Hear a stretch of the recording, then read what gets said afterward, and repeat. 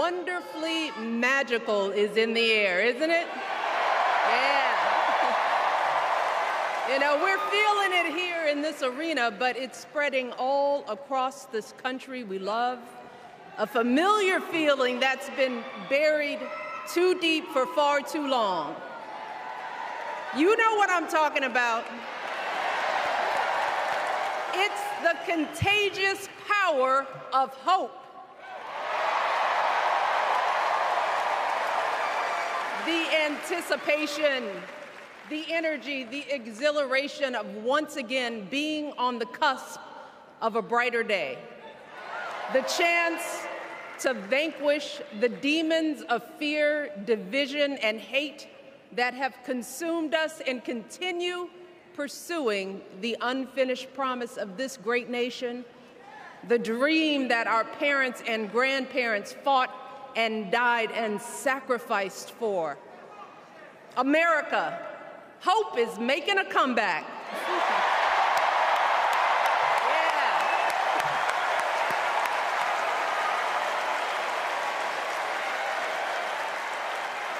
But to be honest, I am realizing that until recently, I have mourned the dimming of that hope. And maybe you've experienced the same feelings. Is that deep pit in my stomach, a palpable sense of dread about the future. And for me, that mourning has also been mixed with my own personal grief. The last time I was here in my hometown was to memorialize my mother, the woman who showed me the meaning of hard work and humility and decency, the woman who set my moral compass high and showed me the power of my own voice. Folks,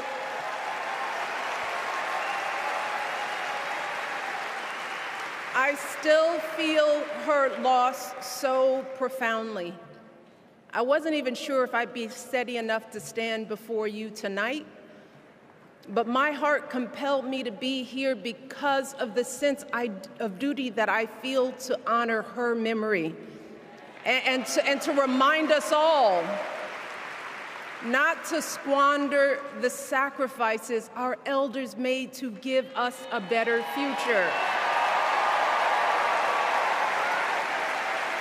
You see, my mom, in her steady, quiet way, lived out that striving sense of hope every single day of her life.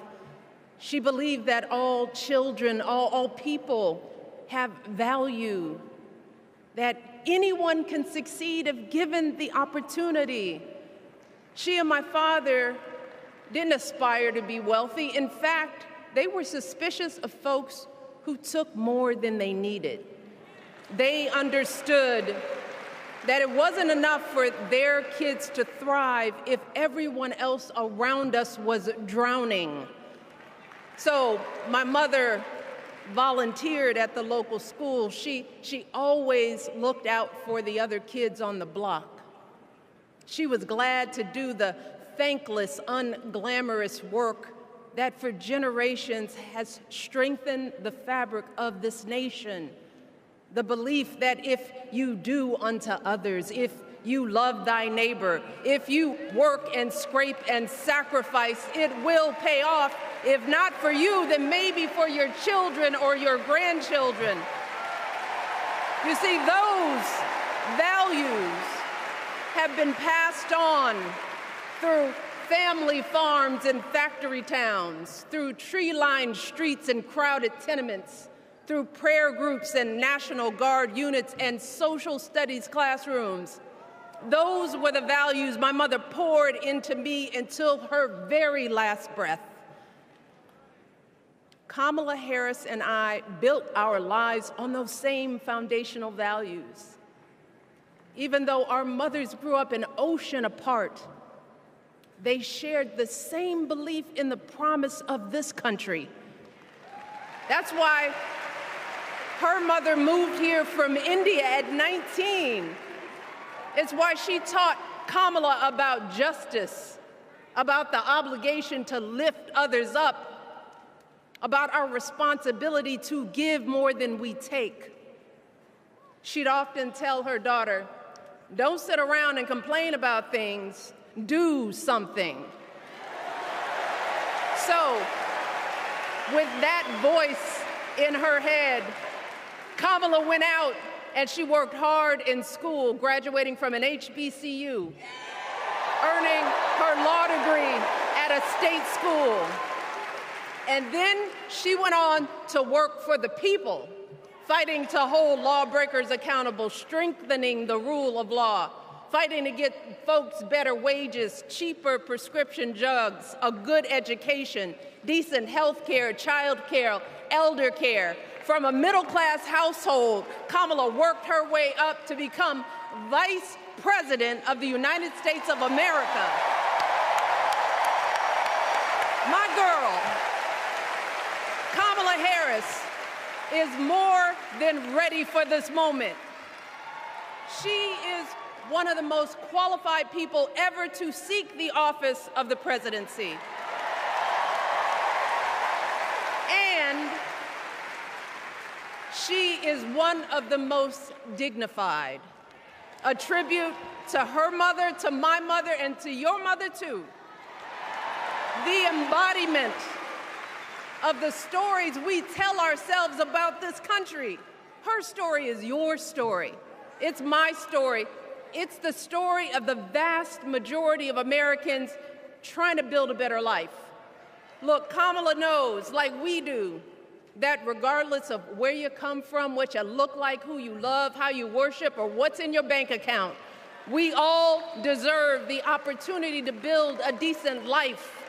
All of our contributions deserve to be accepted and valued. Because no one has a monopoly on what it means to be an American. No one.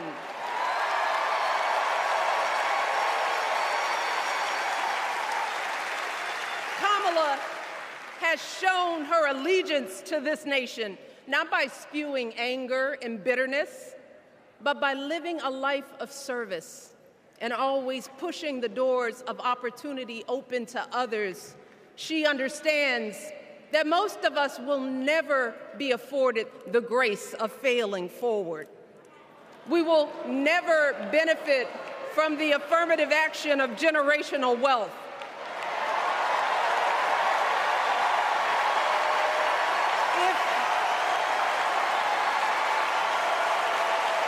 If we bankrupt a business or choke in a crisis, we don't get a second, third, or fourth chance. If things don't go our way, we don't have the luxury of whining or cheating others to get further ahead. No. We don't get to change the rules so we always win. If we see a mountain in front of us, we don't expect there to be an escalator waiting to take us to the top. No. We put our heads down. We get to work. In America, we do something. And throughout her entire life, that's what we've seen from Kamala Harris. The steel of her spine, the steadiness of her upbringing, the honesty of her example, and yes, the joy of her laughter and her light. It couldn't be more obvious. Of the two major candidates in this race, only Kamala Harris truly understands the unseen labor and unwavering commitment that has always made America great.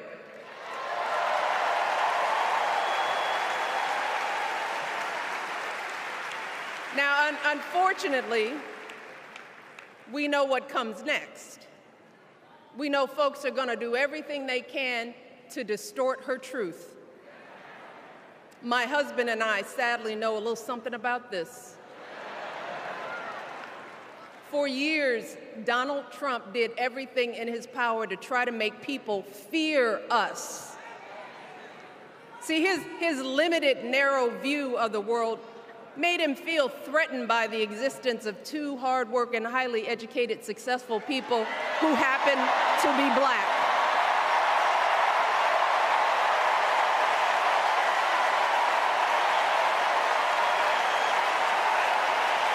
Wait.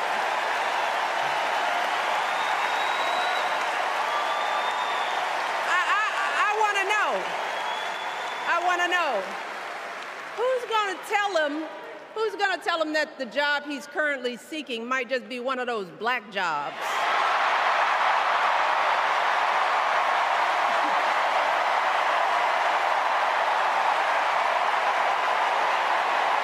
Look, it's his same old con. His same old con. Doubling down on ugly, misogynistic, racist lies as a substitute for real ideas and solutions that will actually make people's lives better. Look, because cutting our health care, taking away our freedom to control our bodies, the freedom to become a mother through IVF like I did, those things are not going to improve the health outcomes of our wives, mothers, and daughters. Shutting down the Department of Education, banning our books, none of that will prepare our kids for the future. Demonizing our children for being who they are and loving who they love, look, that doesn't make anybody's life better.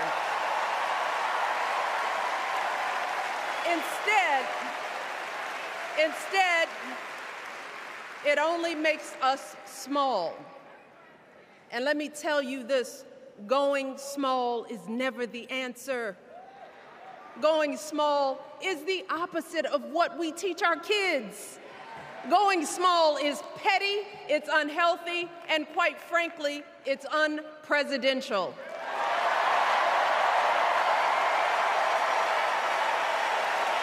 So, why would any of us accept this from anyone seeking our highest office? Why would we normalize that type of backward leadership?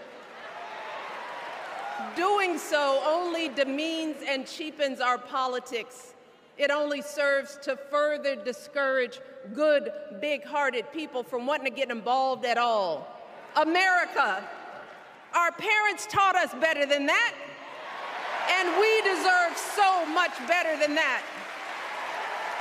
That's why we must do everything in our power to elect two of those good, big-hearted people. There is no other choice than Kamala Harris and Tim Walz. No other choice.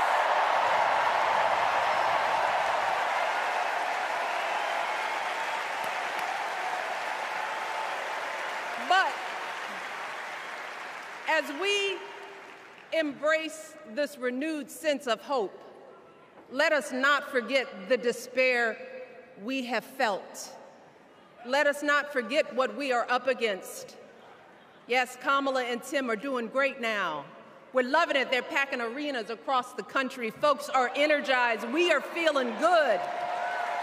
But remember, there are still so many people who are desperate for a different outcome, who are ready to question and criticize every move Kamala makes, who are eager to spread those lies, who don't want to vote for a woman, who will continue to prioritize building their wealth over ensuring that everyone has enough. So no matter how good we feel tonight or tomorrow or the next day, this is going to be an uphill battle. So folks, we cannot be our own worst enemies. No. See, because the minute something goes wrong, the minute a lie takes hold, folks, we cannot start wringing our hands. We cannot get a Goldilocks complex about whether everything is just right. And we cannot indulge our anxieties about whether this country will elect someone like Kamala instead of doing everything we can to get someone like Kamala elected.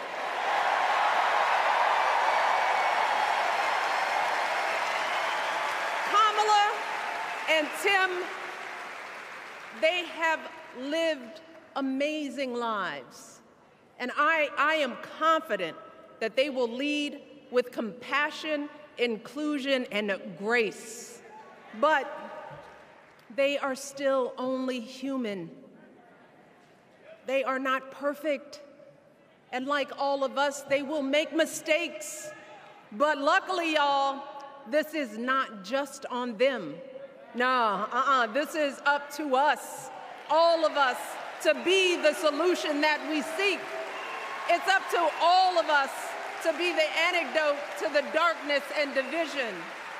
Look, I don't care how you identify politically, whether you're Democrat, Republican, Independent, or none of the above. This is our time to stand up for what we know in our hearts is right.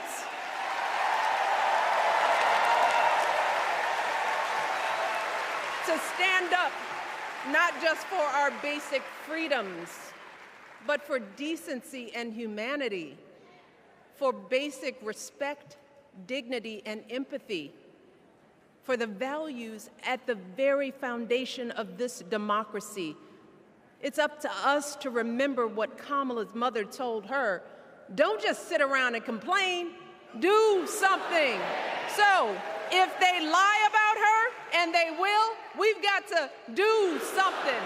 If we see a bad poll, and we will, we got to put down that phone and do something. If we start feeling tired, if we start feeling that dread creeping back in, we got to pick ourselves up, throw water on our face, and what? We only have 2.5 months, y'all, to get this done. Only 11 weeks to make sure every single person we know is registered and has a voting plan. So, we cannot afford for anyone America to sit on their hands and wait to be called.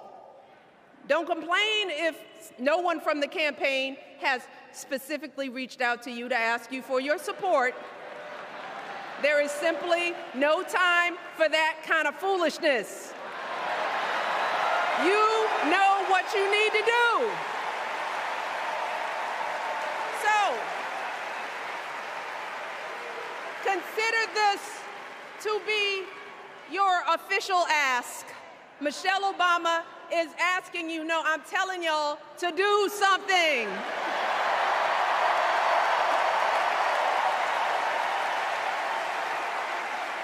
Because